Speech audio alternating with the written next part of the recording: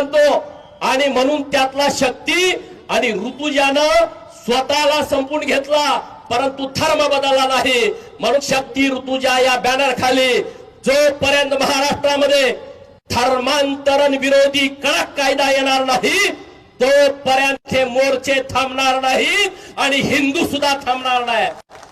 सगळे हिंदू रस्त्यावरती येतील, सगळे हिंदू या मोर्चामध्ये सामील होतील, या मूक मोर्चामध्ये सामील होतील आणि राज्य सरकारला हिंदू धर्मांतरण विरोधातला कडक कायदा, लव जिहादच्या विरोधामधला कडक कायदा, लव जिहाद करण्याचं कुणाचं धाडस झालं नाही पाहिजे.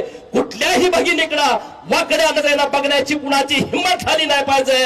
जर कुणी माझ्या हिंदू भगिनीकडं ठरवून फसवून जाळ्यात अडकून तिला धर्मांतरित करण्याचा, तिच्या लव जिहाद करण्याचा प्रयत्न केला तर त्याला आम्ही ठोकून काढल्याशिवाय राहणार नाही.